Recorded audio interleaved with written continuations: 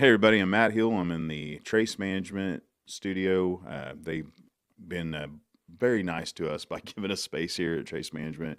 They do engineering in oil and gas, and they have consultants out. So if you need any project management or engineering for oil and gas, please come and see Trace Management. Introduce yourself. I'm Bill Shanahan with Energy Rogue. I am Brian Pieri with Energy Rogue as well. We got the partners in here together. Finally. That's right. It's about time. I didn't even think he had a partner. He always is talking about one, and he has a lot to say about oil and gas and energy prices, but I thought he was by himself. No one would want to work with him that much. Well, I do talk to myself quite a bit. Yeah, I've seen him do it. Yeah, but only when I need an expert opinion. Right. Let's And just say the and first. you're the expert opinion, I guess.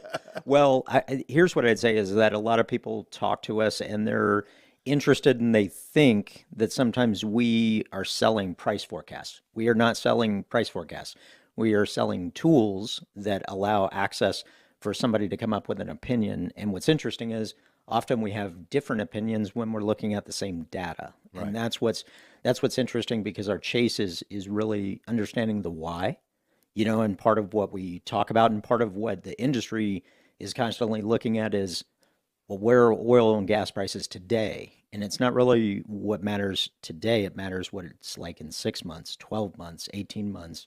That's what's really going to matter. And that's where you get more subjective in the opinion.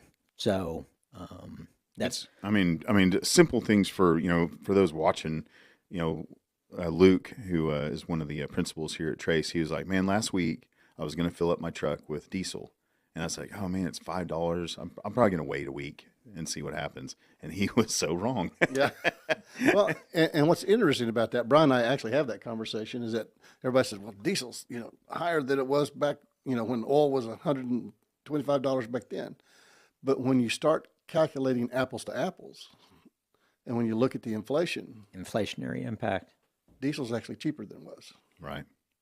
How did you get into oil and gas, by the way, Brian? So I got started in oil and gas in the mid 1990s, and I actually worked with this gentleman, and it was at a company called Intersoft. Intersoft. And they developed a natural gas, a trading platform before the internet was really widely available. This was back when dial-up was still a thing. You had to do AOL to actually dial up, and Al Gore wasn't finished yet.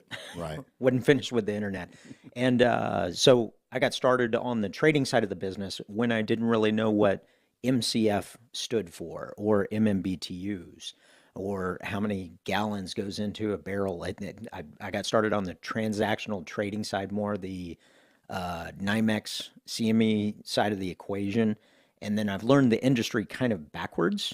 So I've gone upstream from that perspective. I went from the trading side to the midstream to upstream, really to continue my growth and understanding every component, such as some of your expertise. It's like, well, I haven't gotten that far yet, but most of my career I've been on the natural gas trading side of the equation.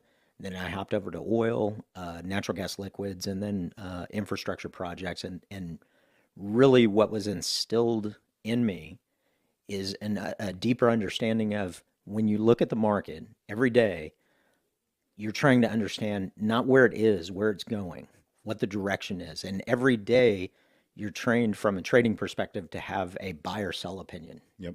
Do you buy today's price or sell it? So there's no waffle. You're either long or short. So at any snapshot in time, if you ask me, I'll give you an opinion of what I think at that moment in time. In 5 minutes, that could change. If something new happens.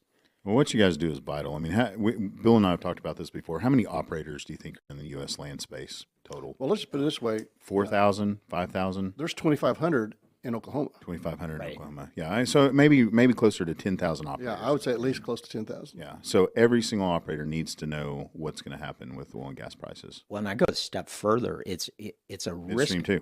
Well, it's midstream. Downstream. Oh yeah, everybody. Well, it touches everybody. I mean, for example, part of the reason that we went about this mission is really to, number one, we created a product and a tool that allows somebody to not only view the technicals in the market, but also the fundamentals, so that they can arrive at their own thesis of what the market is.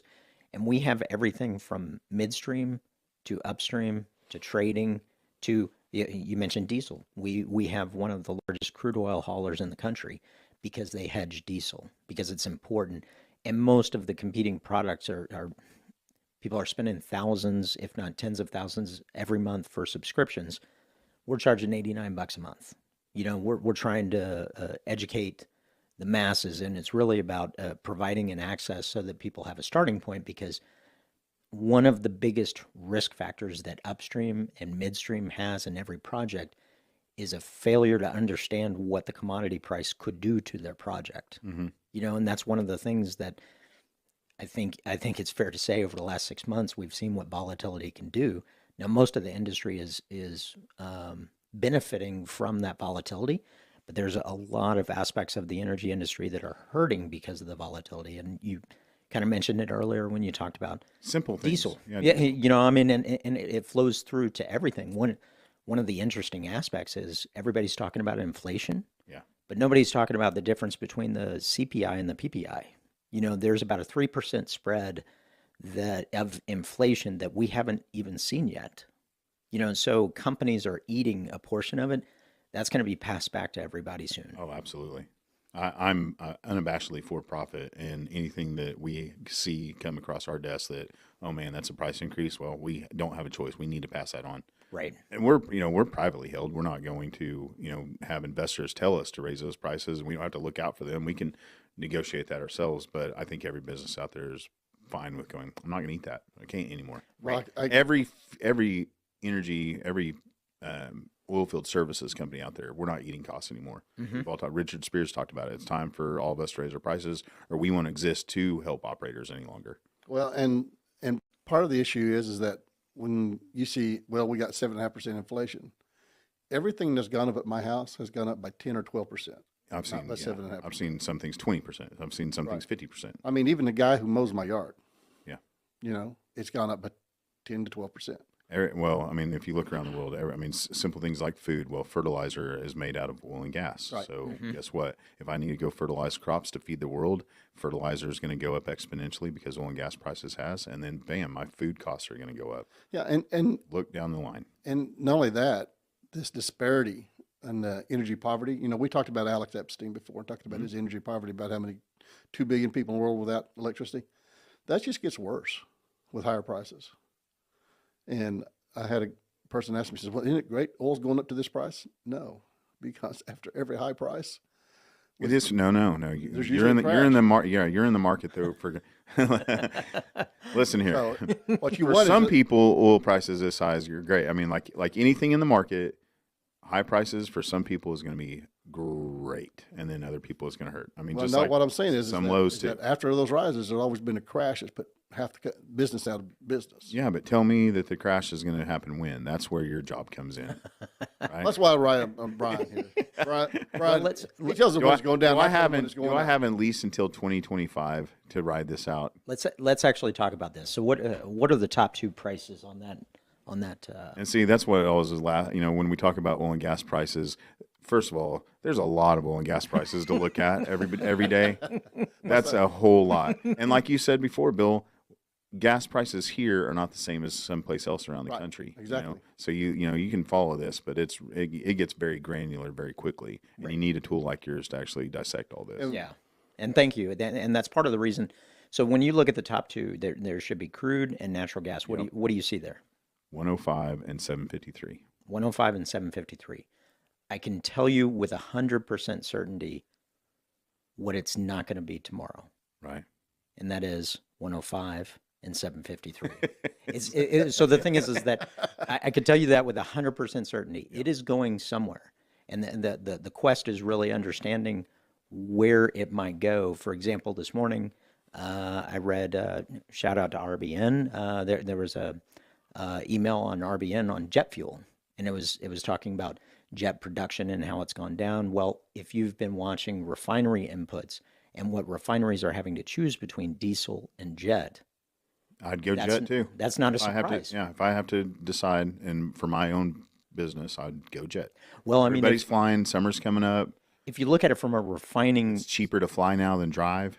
well, if you look at it from a refinery perspective, they only have a certain amount they can refine. Capacity, yeah. What is going to be the best spread? And so then you start to see unique correlations with jet and diesel, to where diesel is chasing after jet prices. In other words, jet prices rose up, and so diesel is catching up. It's because that is the choice that refiners are going to have to use. And it's part of the reason, quite frankly, we were scratching our heads for weeks and weeks and weeks, not really understanding the natural gas bullishness. Because if you look from a supply demand standpoint, yeah, we're on the lower side of storage for natural gas, but our production is growing, and I didn't see the panic. But when we went from 3 to 7, I was confused, quite frankly, until one of our members actually pointed out. They said, take a look at the coal to natural gas on a BTU basis. Oh, natural gas smokes coal. Well, but the thing is that the gap has closed. If you look at coal prices in Australia, it's about $322. Which, by the way, is where the coal contract is priced. So you're not actually talking about the molecule of energy that we get out of coal itself versus natural gas. You're just talking about mining coal and bringing it to the table. Okay, gotcha. Well, it's really pricing. I need some whiskey for this bill, by the way. my head is like, I'm starting to. Are you already spinning? I'm doing math. I like math, and I'm like, this is why we have to have your tools. Because, all right, Bill, let's see here. You want to go High West or Buffalo? Oh, wait. Let's just go Oklahoma whiskey. Okay, we can do that. Hochatown is my favorite because it's made right here in Oklahoma. Yeah. And eventually, I love being down there. Eventually, somebody from Hochatown is going to say, you know what I want to listen to? An oil and gas podcast. And I think you need to show them the bottle and kind of do a little Hochatown Distilling Company. It was formed in the heart of the southeast Oklahoma with the goal of producing the finest quality spirits, and it has. There we go. It is. And we're about to confirm that. Yeah, well, I confirm it every time I leave here and can't drive and call the wife and tell her to come get me. Missy's no stranger to the magic of the podcast studio. What happens in here? The Trace Management Podcast. No, I love the studio. I'm so glad to be here. Yeah, we have a good time, and we discuss important things like the future of our industry and where we're going to go. Toss me that glass, buddy. Yeah. Well, I mean, the interesting thing, and we were touching on good, it bud. earlier, the fact of the matter is that when you take a look at our economy and the interconnections between petroleum, between currency, between products, between you were mentioning it on fertilizer, it flows through to every facet. There isn't a thing in this room that isn't touched by petroleum. I don't mind. I never get tired of talking about it. If you don't like oil and gas, you are welcome to strip down naked to your bare everything and walk into the woods and rub sticks together for fire and eat things you find in the forest. And that's it. That's all you have. Well, And by the way, when you do that, you increase your CO2 footprint. Well, there you go. well, As and you're one, burning wood. ESG friendly in the woods by yourself naked? No, you're not. one thing that is very prevalent is that I get incredibly frustrated with where we've gone on the energy discussion in the United States and globally. And the fact of the matter is that people are forced or being driven to a binary choice of renewable versus fossil fuels, and it's not binary. They're both needed because our power is growing, and quite frankly, with the rate at which we're growing on power, we need the renewable section. We just need energy and whatever that They need form to comes. integrate. Yeah. We need to focus on the integration, and I think if we're focusing on which one is best, Nuclear. we're focusing on the wrong problems. Well, nuclear has its own limitations on uranium, and so then you get into which. Have you never seen the flux capacitor? I'm going with Mr. Fusion. Well, but then you get into all kinds of interesting conversations on safety, and then what is the process on nuclear waste? I mean, there's mountains that they have dug holes to put nuclear waste in, and the fact of the matter is that every piece of energy conversion, because energy is not created, it is converted. And in that conversion, there are damaging effects that happen on every conversion. So we need to discuss, okay, well, what are the merits? And then combine that with the economics, because we need to have the right economics at play. Otherwise, we are going to have energy poverty, and we are going to be Well, hopefully you're in a place that doesn't get below 30 degrees because otherwise you are going to freeze unless you have access to energy. Yeah, So, I mean, you saw the snowstorms they just had in the north, right? Yeah, mhm. The Bakken has just gotten slammed, and they Right. were talking about so many people without power. You know, how are they doing? You know, no one knows, they can't get to them because the roads are filled with snow. Right. well, and one of the interesting things is this winter, a lot of the prices on natural gas stayed elevated, partially because of the coal connection, the coal on a BTU perspective, but partially because of fear what happened in Texas last year, in last February. And what most people don't know, and I spent a stint at a utility, I'm aware of this. What most people don't know is we are on the brink everywhere around the country of a Texas power crisis 2.0. Yeah. Is Our that, infrastructure is horrible or let's put it this way. or outdated. Well, it's outdated, but it's so interconnected. For example, Bakken production was shut in once for a hurricane that hit the Gulf Coast. Yeah. So explain that, how North Dakota is connected. It's all connected. And so the thing is that what happened in Texas, a lot of people were pointing fingers, and the fact of the matter is it's a string of bad occurrences that can and will happen again. So what can we do as a energy industry to fix those kind of big problems like that? Well, I think as an industry, Microgrids. well, we're already working on a lot of this stuff. I mean, people talk about, Stranded Wells doing Bitcoin. Well, it's not that they're doing Bitcoin. My favorite, by the way. know he loves Bitcoin. I'm all in on mining Bitcoin off of oil and gas. But the thing is what that really is distributed generation. Sure.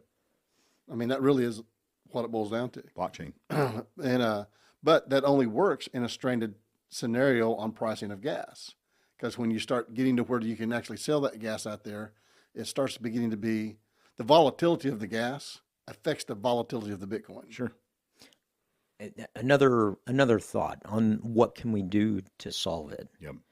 And I actually had this occurrence and had this discussion at the utility that I was at. There was a discussion, how do we get 100% uptime?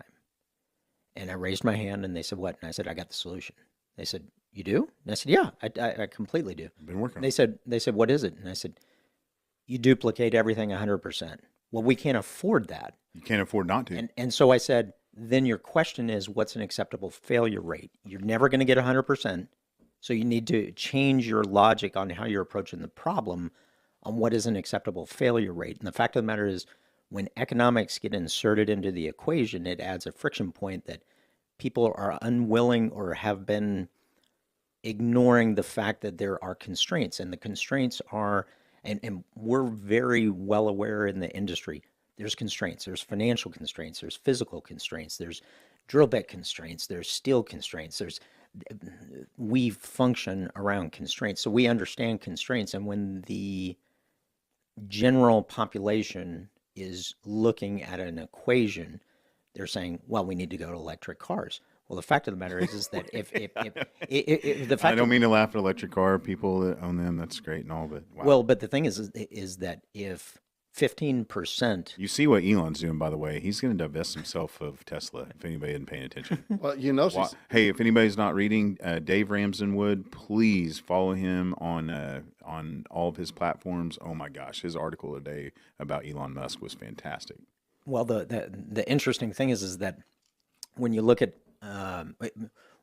most of the population is not aware of the constraints, and the fact of the matter is if any neighborhood, if 15% of them buy electric cars, that portion of the grid is now unsustainable because they're going to plug it in at the same time. And the grid is not prepared for it. And so the fact of the matter is we can't convert because there are physical constraints that nobody knows about yet. I mean, the fact of the matter is we do need renewables and we do need the interconnection between the two, and we need a stable way to store electricity, and that's one of the things that I think we need to focus on. Our technology on batteries is very far behind. We have not caught up yet. Well, it's not just the technology on batteries, though. It's the physics on batteries. You're right.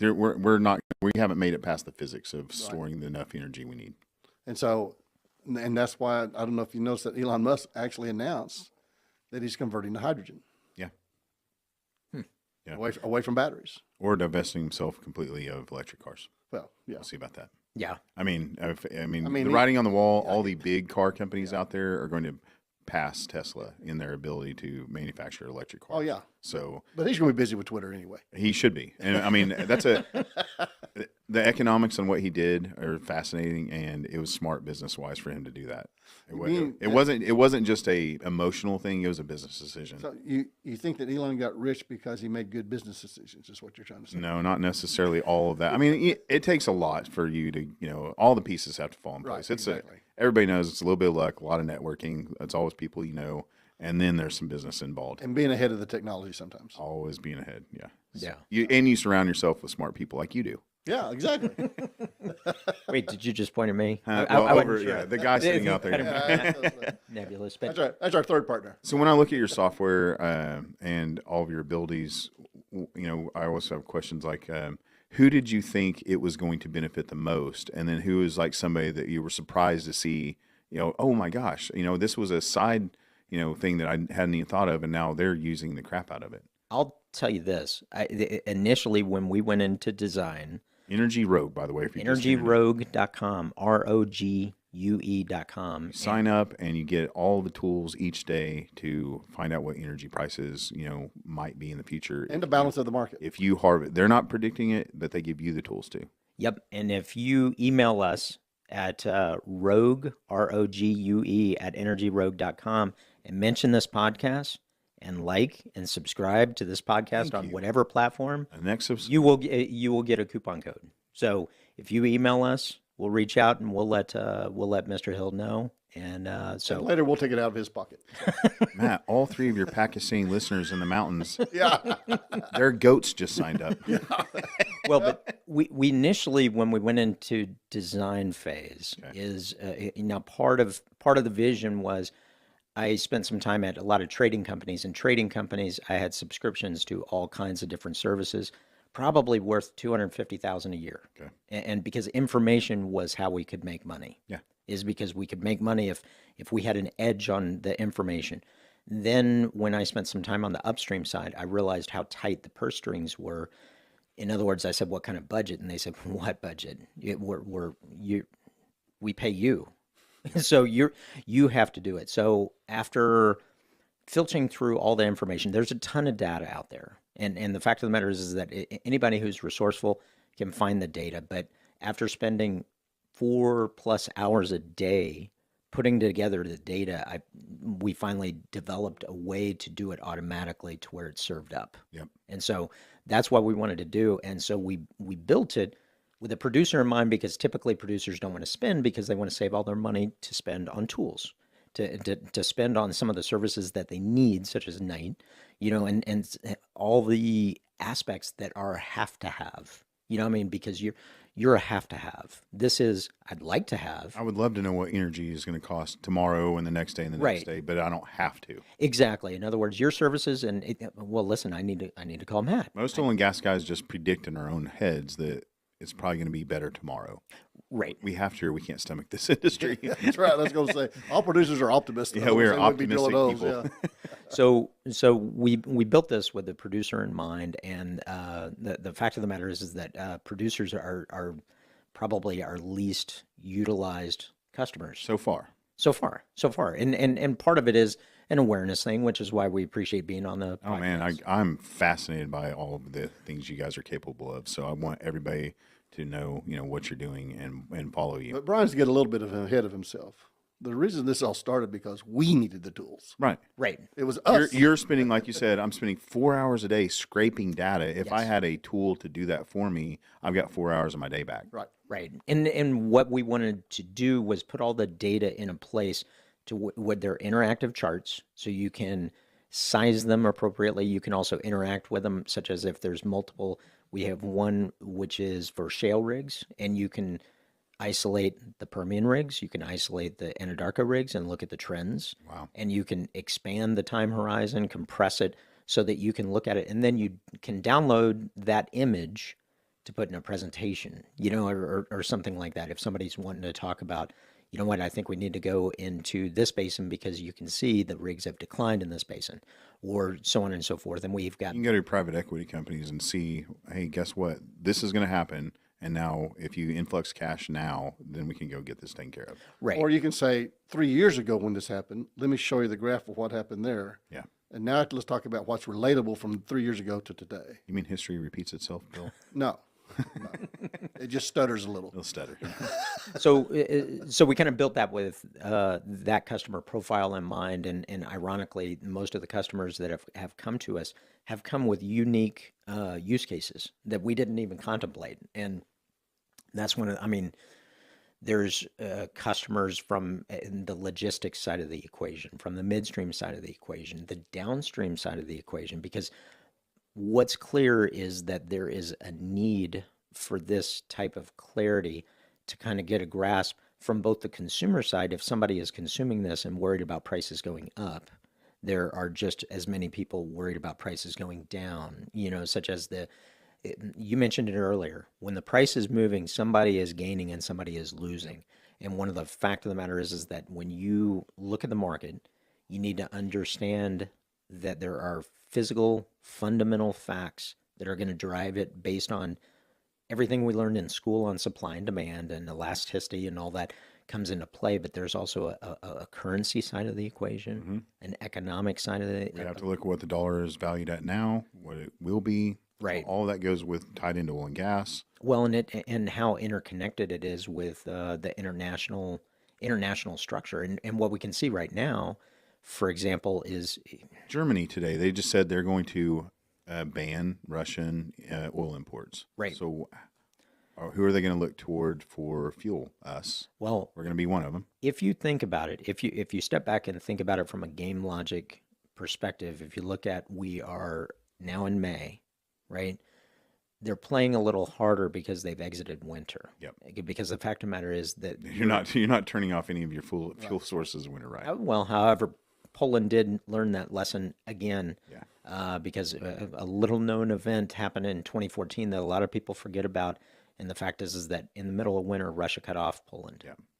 And people died. Yep. I mean, it's when we're talking about energy poverty, I mean, Freezing to death is not fun. it's Awful. I mean, it's horrendous. And when you look at the In international, our world today, that should not happen to one human being on the planet. We have more energy available to us than ever before. But we, once again, this all ties back. We as energy producers, we can go out and drill a lot of wells. But how you say, all this is available, but availability of pipelines and Yes. delivery methods, that's all. That's where most of us are, really talking about. The conversation has gone to, well, they've banned so many pipelines now, we are not able to move all this, fuel around. and the conversion in And the conversion, logistics, guess what else we need? and Plants. and one of the other Refineries. things, this is what I was talking about with interconnectivity. I read an article a long time ago in The Economist, and it was fascinating because the article was talking about the future of food. We had such a large population growth that everybody was looking at population. And the fact of the matter is, the starting premise at that point in time, at the time the article was written, was forget the dislocations of abundance and scarcity. We can produce enough calories to feed the world. How do you get them there? Well, but it had an if you have enough oil and water. And so the fact is, it is a triangle. It is truly a triangle shape seesaw. Yep. And you're trying to balance all three, because food is very important, water is very important, oil is just as important because All of those. it's interconnected. Because, well, to produce more food you need more oil, but then you need more water to produce more oil. Like, you get in this vicious cycle of, we need that, and then, hey, we're running out of water. Well, that's okay. We can do some desalination plants. Well, guess what you need for that? You need more energy. You need more energy. So the fact of the matter is that, right or wrong, we have grown to a place of dependency, and everybody has devices. I've got two of them right here. So, I've got a lot in here. yeah, I mean, I'm we've got sucking cameras, down energy in here. and everybody that is listening on some device that the majority of the components were fueled by an energy source of some point. Even if it's power, it's still going to be fueled by natural gas, which came from a fossil fuel, or coal, or so on and so forth. So the thing is that we have to, as a population, we have to divorce ourselves from the politics at play and realize, Focus on human beings and what that needs first. That's what I mean. I'm a humanistic, like yes, I'm for us and humans. well, and that's, and not that some of the renewable push is it's just uneducated. It's just not, it's just not realizing I want to there's change the name of it from renewables to another energy source because we need it all. alternative energies, all I don't mind calling it, but the renewable to me just makes me mental that they call it renewable. Well, I told Brian back that I'm trying to change the definition of the energy transition to we need to Energy loss. no, we need to transition to applying the appropriate energy to the appropriate sink. Yeah.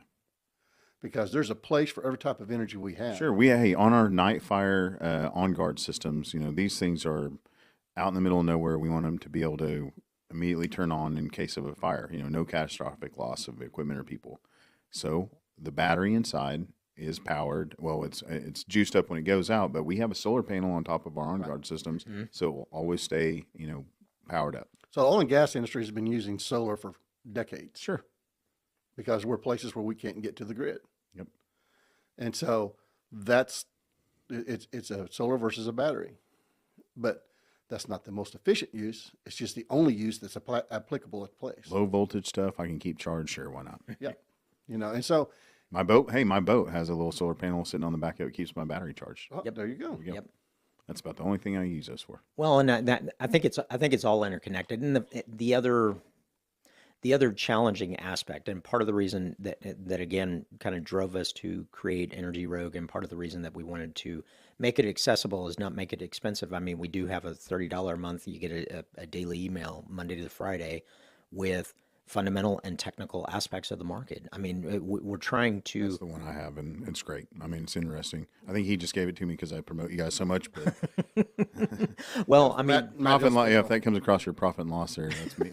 well, If that sends under Matt, we're probably in trouble already. well, I mean, the fact of the matter is that that is a $30 a month offering. We're trying to offer a broader access to the information so that it shouldn't be something that somebody has to spend thousands a month to understand, because the data is out there. What we've done is taken our experience and tried to add structure to it that provides somebody, yes, you can stare at the price right now and it says 105 on crude oil or 750 on natural gas. But if you look in 2023 on that chart that you get every day, you'll see, well, next 2023 on natural gas is $5, but today is 750. Okay, why does that reconcile that way? Mm-hmm. And that's the key question that people need to be chasing. Because they can use it how? Well, they can use it for their business so that they can plan, because the fact of the matter is that everybody stares at the 750 and thinks it's 750 forever. No, it's not. It's $5 in 2023, $4 in 2024 and beyond.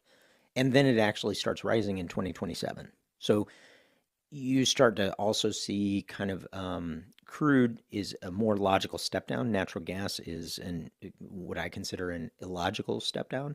And I've been wading in. I personally think, my personal opinion, it probably varies from Bill, is that natural gas will have a reckoning, and that reckoning is going to be down.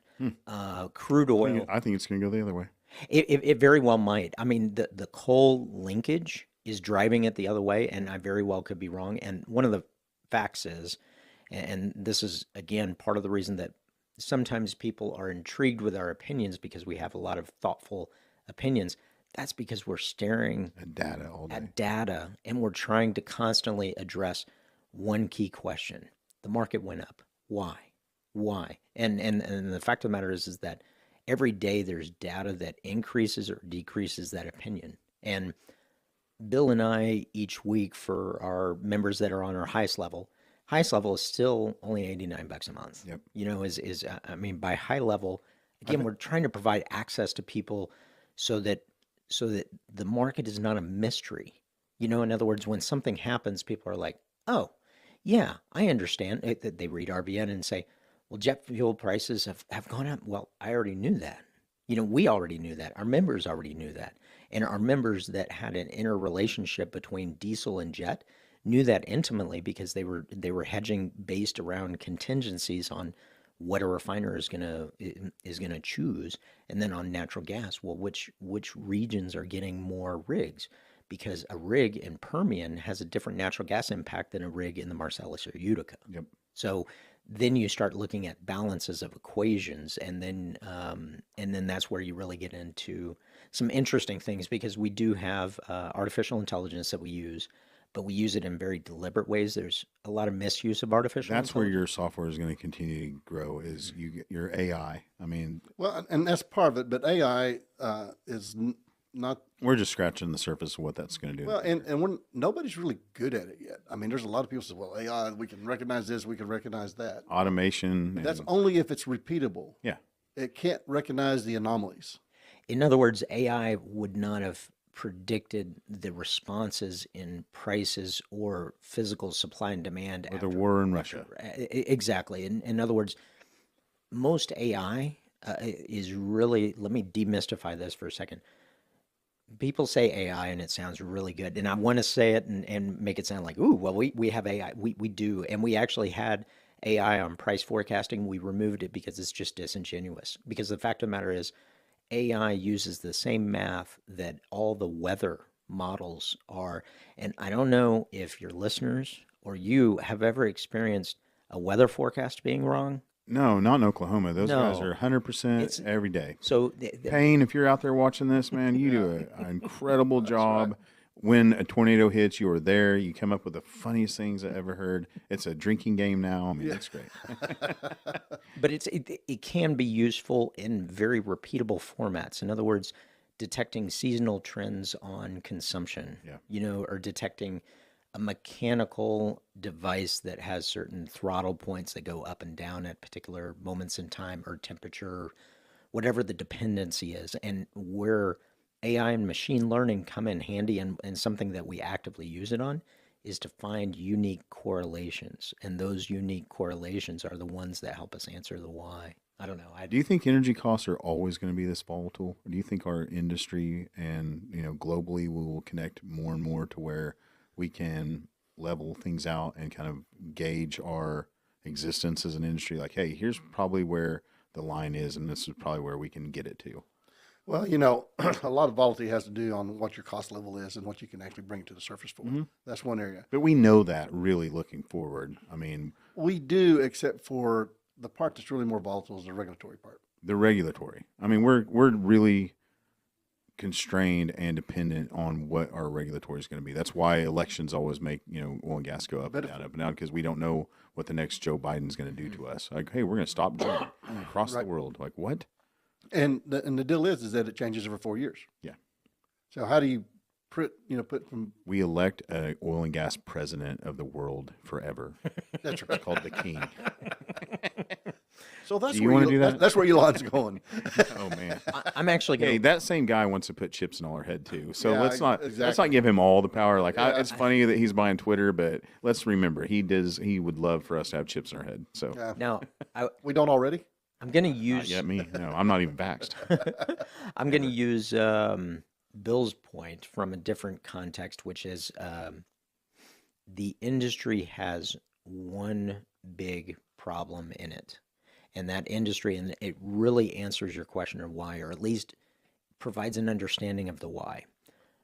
Everything that we do in this industry is put in a model of a 3 to 7 year payback or 3 to 7 year horizon. And this is something that You don't think people are getting into it for the life of the industry anymore? no, as a matter of fact, I would say Exiting. no, I would say this. They're in it. Let's put it this way. If a producer has a particular funding mechanism, they might develop something that gives them a disproportionate economic return for 5 years. But if they did something to slow that down, which reduced their near-term cash flow models, all the IRR models are skewed to where, why would we do that? Well, the fact is that you may have added 4 or 5 years on the tail of the life of that project that actually provided more energy on a holistic volumetric basis. And so we make disproportionate short-term sacrifices or long-term sacrifices for short-term gain. And that's something that Bill has kind of touched on. And I didn't want to say your point for you, though. So the biggest problem is that we are prematurely abandoning oil fields Yep. that could produce a lot longer for a short-term gain. And Oh yeah, if it's 10 barrels a day, we're like, oh man, that's Yeah. not economically feasible for us to operate anymore. so it's interesting that one of the things that we that we have looked at is how do we help people understand the long game? Mm-hmm. Because the short game has led us to nothing but bankruptcy and company and Volatility. and volatility, and actually a really poor reputation among the investment people. Yeah. You know, and so So do you? And that's that was going to be one of my questions. You know, when you talk to East Coast and West Coast Ivy League, you know, up and coming investors, and they've never been exposed to oil and gas, but you see the possibilities of returns in our industry is better than most. You know, would you say yes? Hop into oil so and let's gas think about this. What's space? technology returns? That just as volatile as oil and Yeah, gas. but they're higher. So if you're going to do that, would you? I mean, you've seen, you know, I've always bought into, you know, Apple Right. and, you know, all the things. I mean, I buy some, but you watch those, you're like, I've lost money on that. Yeah. Well, you know, as my advisor always Lost told money me, on Tesla. says, are you retiring today? No. Well, then why are you worried about it? Mm-hmm. You know, you got to be in there for the long term. I think what happens is we have to understand that the most people who have the impact on the price of crude oil and natural gas do not own crude oil or natural gas. Mm-hmm. They just own the financial instruments. Yeah. And so they are not necessarily in the business. Oh, everybody I talk to, I mean, if you want real returns on oil and gas, actually get in on a project, and that's where you're going to make returns. Right. But yeah, I mean, Well, but if you look at it, and I think what Bill's referencing, if you look at the volume of trades that happen on the CME or ICE, it's a disproportionate that are not owners of the commodity or shorts of the commodity. Shorts being consumption, just the financial interest. just the financial trading, and so much of the liquidity of that spills over to everything else. So the fact is that you have periods of time when you have disconnects between fundamental supply and demand, and that's the disconnect that I'm talking about on natural gas, and that's part of the reason that I'm bearish from here, and I think we're going to see $4. So I think it's gonna come. I could be wrong. I've been wrong, and I mean, we're not financial advisors, by the way. no, I know, but this is all discussion. We're all, you know, we're hoping to, you know, find common ground for people out there watching. But I mean, I really hope. I think I've always known, you know, mostly because I'm from Oklahoma, but natural gas is way undervalued. You know, it's just one of the most necessary fuels on the planet, and I don't see why it's not at 10. And as natural gas storage grows, if I own natural gas, I'm not going to sell it for less than that, because I know how much it took and all the manpower, all the money it took to produce that, you know, molecule of energy. I know what it's worth. I'm not going to sell it for less than 10. So some of the things that go into this and is understanding is that people say, well, we're going to ship, you know, liquid natural gas to Europe. But we have to have the liquid natural gas, you know, facilities to do it. And We're already maxed out. We're maxed out. Yep. We're maxed out. So my uncle just passed away, Wesley Hill, but he was in Enid for a long time. He had a bioremediation company, and then he eventually moved to Coos Bay, Oregon, and he couldn't keep out of natural gas, so he went to work for Pembina, who was working on the Jordan Cove project. So my uncle was in Oregon trying to get the natural gas or the LNG plant at Coos Bay up and running, and the pipeline across, you know, so we could get, you know, natural gas all the way to Oregon and then off to LNG, off to Asia and all the, you know, countries overseas. Would have been a boom for the region or for the state, for all of Western, you know, United States. For the Rockies, the Rockies. Rockies would have. Are we not? I mean, oh my I mean, gosh, it's we need a pipeline to the underutilized. coast. Yes. Well, it's underutilized to Malin, you know, via Ruby, and so we have the capability. Plus, if you don't have enough coming up from the Rockies, you just take it down from Canada. Now Canada's got to get it over, but And Canada could have done, and they had that all worked out. Like, hey, you could bring it from here to here to here, but eventually Coos Bay, Oregon, LNG, and a pipeline. Well, and they had it. I mean, Williams started working on it, and then eventually Pembina took it over, and they were working on it all this time. For 10 years, I've seen my uncle struggle, and he, you know, they gave up as soon as Biden got in office. They're like, we're out. We're done. here's what's slowly happening is that projects are being done in Mexico and Canada, and we will become an exporter via pipeline to them, and so It's going to happen. It's just it's going to happen. It's just going to happen in a location where they're Just like we're going to import Russian oil no matter what we call it. If it goes from Russia to this country and eventually to us, it's still Russian oil. Or if it goes to somewhere else where we're importing from. Guess and they what? just I turn can around- still buy Russian 5.56 ammo. Right. You know, so Right. Well, I mean, the it fact comes of, from several places to eventually get to me, but it's still Russian ammo. the So. fact of the matter is that when you look holistically on the market, you know, I mean, natural gas has been so localized for so long, meaning that's why there's been a disproportionate undervalued of natural gas, and the fact of the matter is that LNG is going to change that.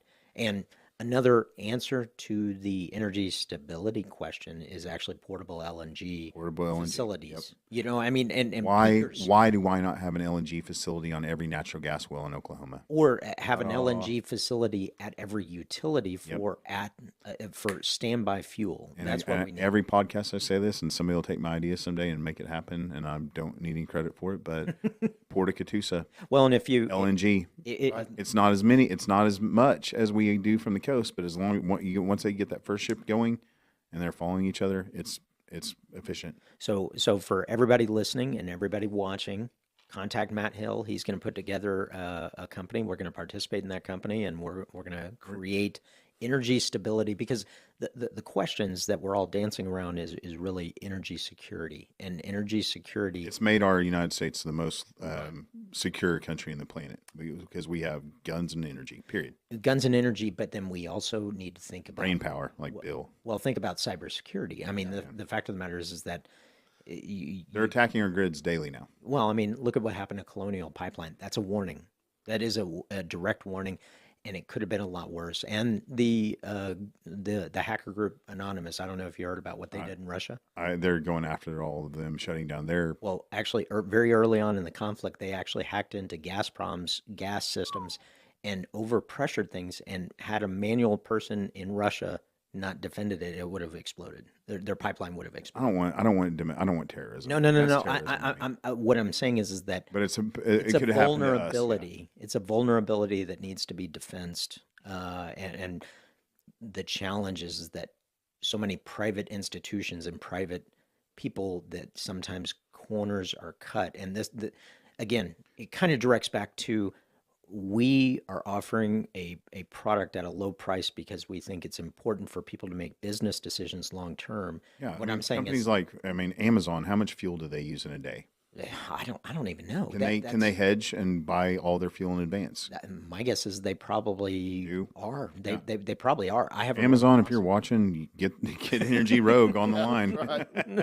Well, FedEx delivered my new laptop today, and So- I know they use a lot of fuel. So our product is insurance for understanding what the market is, so that you have economic assurances. If you buy energy, you need Energy Rogue Yes, and if you are worried about cybersecurity, you need or to sell energy. I look. should say. You need to look at companies like Sentinel One. A good friend of mine, Rick Bosworth, is over there. That's a great endpoint cybersecurity organization, and they can put up defenses, because everybody relies on this. But I didn't want to dominate. I know you- No, dominate. I mean, he's already had his spiel in here Oh, come anyway. on. Yeah.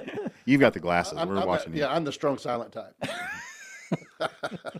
The one that says the least amount at the table is the smartest one in the room, probably, right? Well, yeah, some people told me one time ago, says, you need to keep quiet because people will think won't know how dumb you are. Do not speak up and remove all doubt. Was that Tiffy? Did he say that to you? Well, Tiffy always says that to me. Hi, Colby. Hi, Colby. He's the only one watching by Yeah, now. we love you, Colby. Mean it. We'll probably see him this week. We will see you this week, hopefully on Wednesday. Yeah. Which, by the way, we're doing a happy hour at Mama Rojas on Wednesday from 4 to 7. Okay, well, maybe this will get out tomorrow. Well, I'll try. I'll do my best. If it doesn't get out till Thursday, then it'll be cheaper for us. I mean, I could have made us go live today, but it'll be live tomorrow. There we go. But I think the biggest thing that we try to do is we know the frustration of trying to make economic decisions on energy without the data, Right. because we've done it for most of our career. And when you combine that, that's over 75 years. It doesn't help. It just adds to the stress and puts people at risk that should not be put at risk and then have to be put at risk. We're not going to say you're going to be 100%, but what we're going to say is you're going to have your discussions at a higher level than you're having them at right now. Well, let's just say this it is when I come from the trading side, that means you have a high miss rate. Because you're making a decision at every moment in time, buy, sell, buy, sell. You're going to have a high. What was your miss rate. acceptable level for you not to get fired? Well, here's what I'd say is if you look at a lot of trading systems and you look at a lot of that, people are like, hey, it's got a 95% success rate. That's great, except for the 5% bankrupts you. Yeah. So the fact of the matter is a lot of profitable systems may only have a 30% success rate, but that 30% pays for all of the losses and then makes up for it a ton. So when you're right a lot. Now, one thing that I got very comfortable being wrong, I wouldn't be upset if I looked at every data point and I made the same decision again.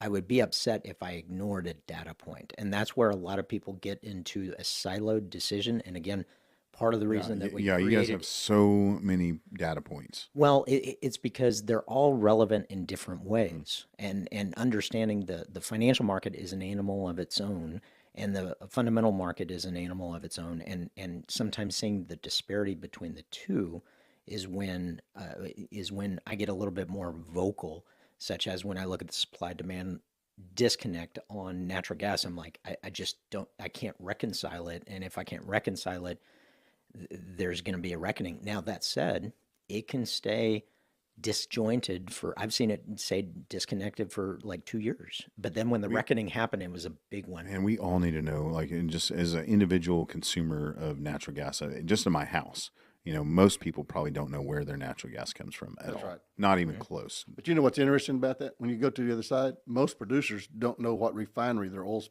refined at. How many refineries are in the United States?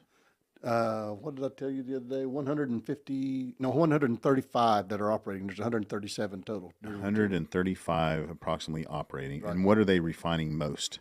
Are they So because What when you go type? through- You mean what type of product? what type of product? Because most of our stuff doesn't, it produces, like we have in the United States, we produce a certain type of oil, and then we get a lot of oil from overseas to produce a different type of, product. So a lot of people don't understand like what at the end of the day, that barrel of oil, it's a different type of barrel of oil from somewhere else, and we produce all kinds of products from different types of oil. I mean, that's granular, I know, but most people don't even No, it's important to understand. Matt, if you were looking at your Energy Rogue sheet today, I would know, yeah. so here's the basic math. And I did see it. It came across my email. I haven't even had a chance to check it, but I will be nerding out later on it, like I always do. The basic math is the U.S. has a 22 million barrel a day demand. Yep. We have a 15.9 million barrel a day refining capacity. And we normally are using 15 of it. We are not energy independent after all. And we have 11.5 million barrels a day of production. Mm-hmm. So that would tell you immediately, well, we basically have 6 million a day that's outrunning our refining capacity. So we have to bring in refined products, gasoline, diesel, okay, and some solvents. But then we have 11.5 versus, let's call it 15. So that means that we're going to be importing 3.5 million barrels. Only that's not really true either, because we're exporting 3 million barrels. Yep. So that now means we have to import 6.5 million barrels that actually work in our refineries. And don't forget all the oil we export to get refined and then bring back. Right. And but that comes on that other side of those imports. And so most people didn't realize that when you refine a barrel of oil is 42 gallons, right? Yep. When you refine it, you get 44 gallons of product. Mm-hmm. So you actually gain, that's what the refiner gained is 2 gallons. About 22 gallons is gasoline, unleaded gasoline, and about 20 gallons is diesel. So when you look at that, you're really only looking at about 2 gallons that's anything else out of the crude oil. And so that's what we're doing. I mean, that's the basic math. We will be importing oil for a very long time. Until we build refineries for our own oil. And that's actually I That's think, where the government well worth and politics has really, just strangleholded us as a country to be energy independent. So the last new It's ridiculous. the refinery was built, as opposed to they've expanded a lot of them. It's honestly, it's treasonous to me. If you stop your country from being able to sustain itself, that's tyranny. That's ridiculous. Well, and then you get into a lot of interesting thought processes as far as Then you look at the relationship between the petroleum and the dollar, and then you look at the international relationships. And it's not backed by gold. Well, and let's The Rothschilds and all the tinfoil hat stuff that I, obviously read. let's run a quick thought experiment. One thing that we have realized is we have a lot of natural gas to where we can export it. At one point in this country, we were going to run out. We built LNG import facilities that as soon as they were done, we were already retooling it to export because we realized, we got there's plenty this of natural shale gas, thing. yeah. So what's interesting when I think about energy security, now depolitical message, the fossil fuels versus renewables versus alternative energy, however we want to term it, if we depoliticize that And do whatever it takes. well, and now think about it this way: instead of oil, we invest in electric vehicles that are going to be fueled by natural gas. That changes everything. So then all of a sudden, And change the batteries from lithium to maybe aluminum. Have you seen the aluminum batteries that are right, technically and possible? now we maybe are a little closer to energy stability and security because that's a resource that we have in Until we abundance. run out of barite, which we're almost out of from all the major mines. You see? Right. Well, Now we're going to be for the mud for the drilling operations. Then we're going to have to be importing barite. or We're always going to have to be importing something. well, the point being is that as long as we're matching it with exports, Yeah. that's part of being part of the global community. Yeah. The only time we really got in trouble is every time we try to isolate ourselves, and we find ourselves doing that. But we can't just Bill, go out I'm an there, isolationist. but we can't go out there and lose to everybody. No, I want to isolate and win. That's right. And so there's a lot of neat theories about this when you start looking at different societies and how they've gone up and down. So, You know what I want to do, right? I want to drill a natural gas well next to my neighborhood, and everybody has their own generator in their house. And I pipe all of our natural gas, through scrubbers, and we get it. So first of all, I have fuel for my own house. right. Then every bit of leftover gas, we mine Bitcoin, so we have our own monetary system as well. I won't need anybody.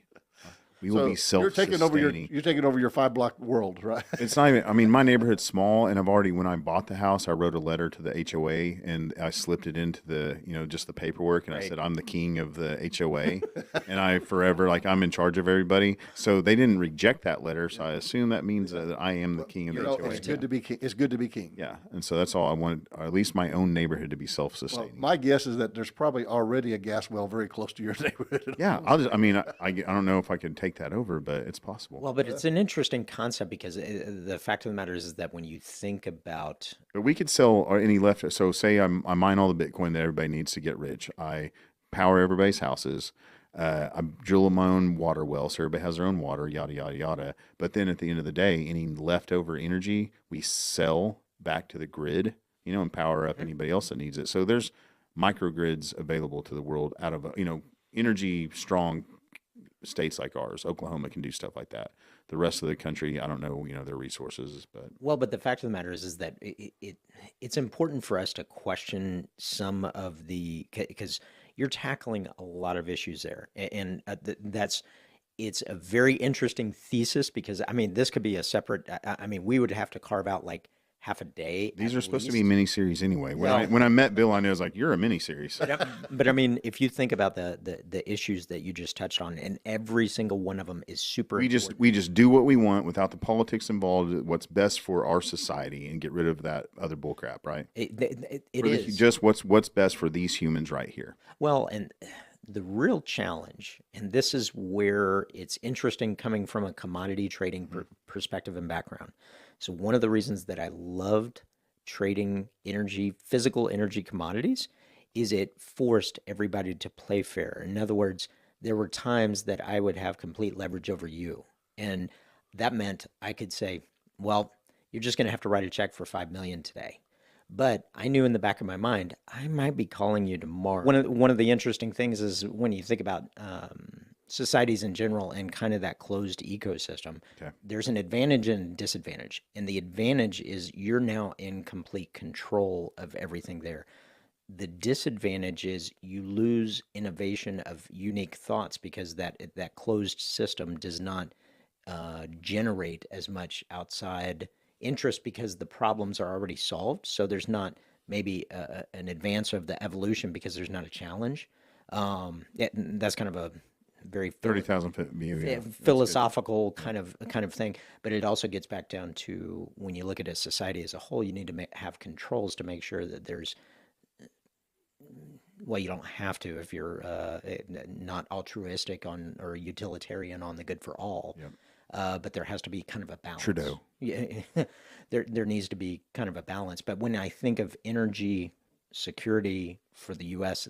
and cybersecurity, those are two things that need to be amplified in our infrastructure because we're vulnerable. And vulnerable, we need to ensure.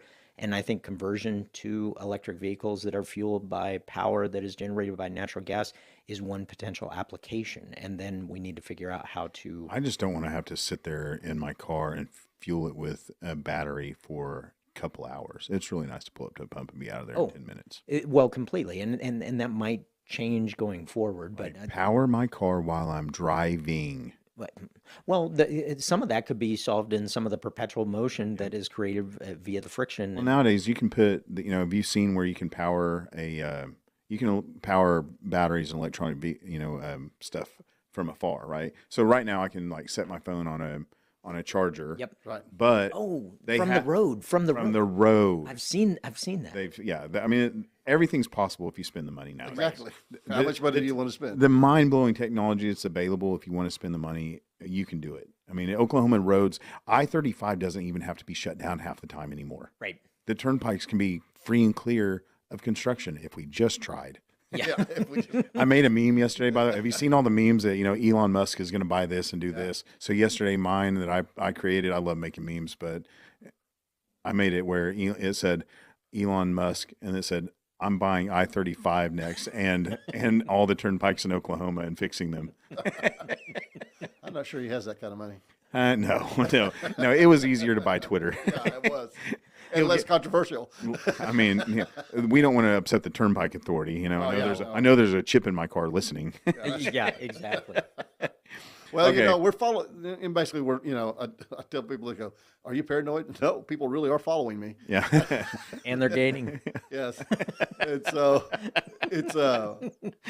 but when you start talking about energy security, the bottom line is that every society that's prospered, that's had good living, good standard of living for the people, have done it on cheap energy. Yeah.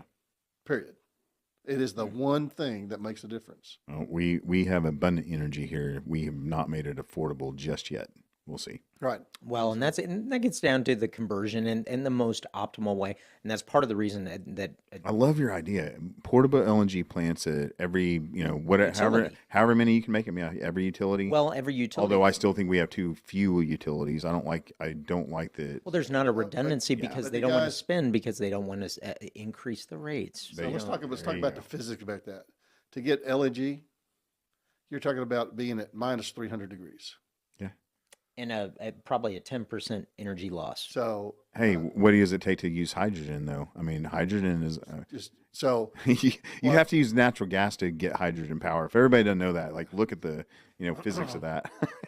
I love go hydrogen because you'll use a lot of natural gas to get there. So, one of the plants that I was responsible for when I was at Lynn actually made LNG. Nice. Because they were making helium at the same time. Oh man, helium. There is another resource that people need to look into. Buy helium now. Yeah, exactly. And you have helium on Energy Road yet? No, not yet. Oh, it's coming. Actually, the one thing we're looking at, we're just not sure how to capture it yet, is carbon credits, because that's going to be an interesting thing. Yeah. And so but the thing is there is no standard carbon. It's like your ESG score. There's no standard criteria. I'm not versed in carbon credits just enough yet. It's just it's on my radar, but it's basically a certification. Sure. But the problem is where's the exchange for carbon credits? Well, and anybody that wants to understand a little bit more about ESG and carbon credits, you can reach out to Tom Lord.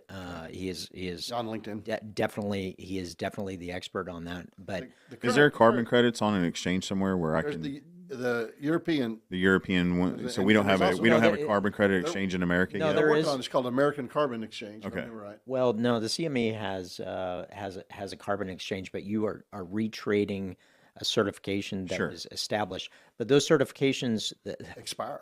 Well, they expire, but they're also written by an organization that is a self-proclaimed. So what are you actually buying? And these carbon credits are also retraded in the market, such as it might be a carbon credit from Ecuador in 2016. So this is a pretty new emerging market. This is a little bit like NFTs and Bitcoin. You can Yes. like add this to your utility that you're developing there for the neighborhood. Yep. Yes. You could have, Yeah. have your own carbon exchange. Exactly. Well, we don't have to pipe or truck our fuel in because it's right here. So there's got to be a carbon credit in there somewhere. Yeah, so there you go. See, Well, it's got. I mean, it's an effort. I'm not sure. that's where- not a frustrating. It's an effort to appease environmentalists. Yeah. That's what it is. Well, I mean, the fact of the matter is that Self-proclaimed environmentalists. if you put we get back to the equation of the utilitarian or altruistic human force, there should be some parameters around the pure economics, because then when you get into pure economics, you start making decisions that might not be altruistic or might not be utilitarian or good for all. And see, I sort of disagree with that because In a closed ecosystem, it works, but in an open ecosystem, that means I can hose you over and there's no penalty.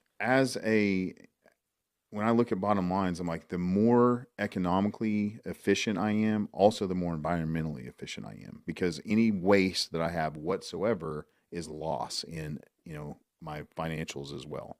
So if I'm making sure that I not only while I'm harvesting resources, but protect it all the way out to every possible finger, then I'm making sure that I protect my money. So environmental efficiency equals economic efficiency. It's Maybe. both. It might be. Not necessarily, because then you have to go back to flaring, because for a long time it was economically feasible to flare as opposed to produce. No, we just didn't have the technology to harvest that resource. That was a loss. We didn't have the capacity, but still the price of the oil justified the flaring. Well, But you were still losing, and that's where said a different way. Yep. You're flaring instead of actually capturing that as a resource, yeah. portable LNG. That would be a altruistic or utilitarian, but because of the upfront cost, the conversion wasn't worth the expense. And that's where the nuance between the pure capitalistic structure and the pure socialistic structure. I mean, if you look at it, the United States has tried to blend the best of both, and it's a conflict. It's a constantly evolving. it's always on our minds. I hate losing any kind of resource whatsoever, and it's in every engineer's mind as well. Like, how do we look at when we drill wells? If everybody doesn't know this, when we go and drill a well, we're only capturing probably less than 10% really of the hydrocarbons available. And there's so much So available. actually, the numbers that I've heard is that in the first way through, you're between 12 and 15% of the total that's in the States. If we're up to that now, great. But When you do thought secondary recover, you still only get another 10 to 11%. And even at tertiary recover, which is what CO2 is, now when you do CO2 floods into oil fields. that's a whole nother podcast too, because when you talk about all these wells that we drill that are going to waste now because we're trying to get rid of them, and they're really untapped. So what's interesting is one of the projects I'm working on is I'm working with a producer who's trying to get the oil from these shallow zones. And when I say shallow, I mean 300 to 700 feet. Where's this at? Is this in Oklahoma? It's all over the country. All over the country. Okay. And so, but the biggest problem there is reservoir pressure. You got seismic guys going out and like finding these little bitty reservoirs They're everywhere. already there. I mean, the wells are already there. Yeah, nice. They just haven't produced in a while. Yeah, but they can be produced again. That's right. And so That's why I love all the petroleum engineers that are out of work right now. The ones that are like, Michael Dunn was working on it. I had a couple other guys in here, but they're going out to find all these, stripper wells, if you will, and going, man, these are valuable to me. They weren't to the company that's selling me, but I can go out and smoke these now. So this guy could actually drill a well, complete it at these levels to provide injection for $50,000. There we go. That's from drilling. And so I'm just trying to help millions him. of wells like that available. Get out there and get it done. I'm really trying to help him get Don't that. plug them and ban. Everybody hates plugging and banning. Yeah. It makes me mental. The hole's already there. Let's go fix them up. Come on, boys. Yeah. But then you get back to the Economics. 3 to 7 year horizon, Yeah. and people aren't making longer term decisions. And realistically, when we look at it, we have just figured out in the last 20 years what's possible in our country with the approach on shale. And the fact of the matter is that we can set up hundreds of years of potential growth for the country if we handle it right.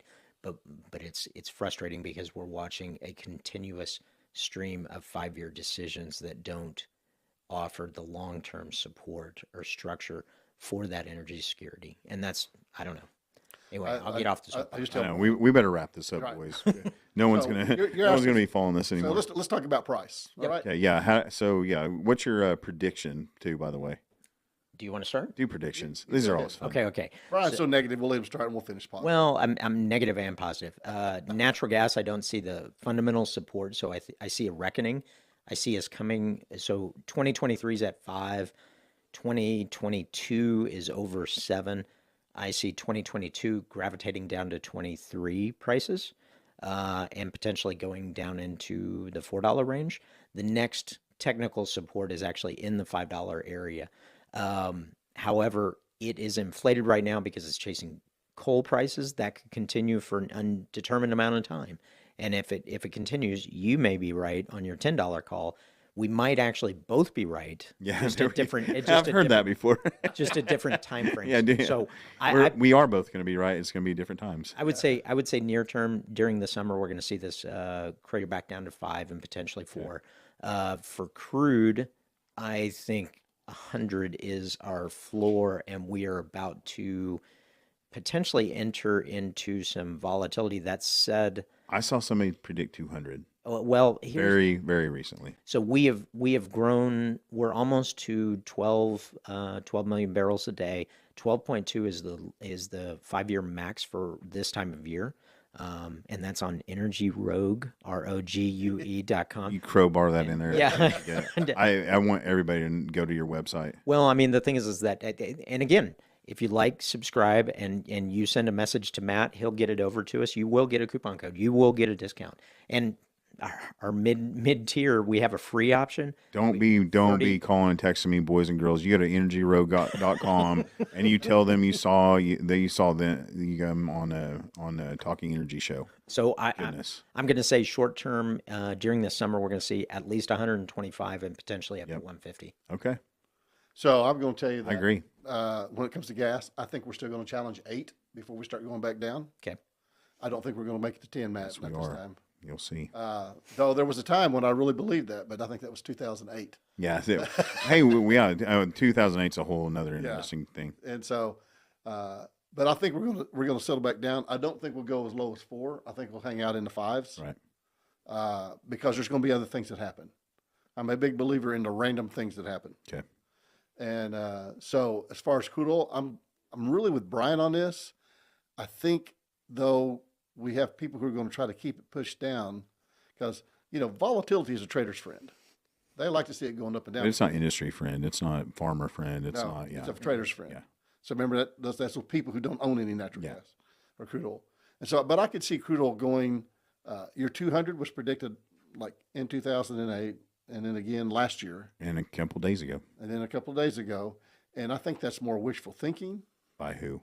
and by someone who's trader. who's bought it at 100. Yeah. But I think we can. Man, get I it. wish I would have bought it at -30. Yeah, exactly. But I think we're going to see it go up to at least 140 by the end of the year. I don't know if it's going to make 150. I think 2023 and 2024, there's just too much going on that's going to keep it pounded down. I think it could get really volatile. The one asterisk that I would say with all these is, if the economy goes down, then all these predictions are out the door, because crude may win holistically relative to other investments, but people are going to look at the outright price, and it's not crude versus this. It's crude versus economy versus the dollar versus other alternative investments. If So you just want to make it less volatile, the easiest thing to do is invest in pipelines, invest in refineries, and then that way we have abundance of energy, not just on the drilling side, and on the storage side like we have now, but we have it being able to be produced into all the products that we need. That's where the volatility comes in, because we are just very undersourced in ability to get our products to the consumer. Right. That's all it is. And part of what's doing this too is the rest of the world is now starting back to drill. Yeah. And they haven't been drilling, so it's all been on us, and so the prices can go up. As the rest of the world begins to drill, it could begin to. I'm not going to say it's flood the market because they're just not that big. Hey, look at what's happening. If people don't understand, there's 1,000 rigs running in China. They just don't know how to drill yet. If they ever catch up to our, ability, I mean, that changes the game too. Yeah, but They have a lot of shale. you also have to remember that in the last 4 years, they've built over 700 coal plants. Yeah, they are going to be very well versed in energy. Very Well, soon. They won't need us at all. Our or energy Russia. export status may be temporary. Yeah, Let's put it that way. absolutely. Until we can find a refinery, though. Yeah, the rest of the world will catch up in energy independence at some point. And that's why I want our own refineries to refine our own products. Right. They've always been trying, but because we've been able to produce it cheaper, it's been cheaper for them to buy it instead of build it. There we go. All right. Well, and once again, Brian, Bill, thank you so much for coming in and making me a part of your hopefully ability to grow quickly and everybody understand energy through you. All right, bud. We certainly appreciate you giving us time on the podcast. EnergyRogue.com. EnergyRogue.com. Or you can reach out to Matt Hill and he'll pass it along. No, you reach out to them. No, thank you for listening, and we'll see you next time. Thank you, Trace Management Podcast Studio. Thanks, Trace. Yeah, Thank you. We'll see you next time. Take care. God bless. Bye-bye. Bye.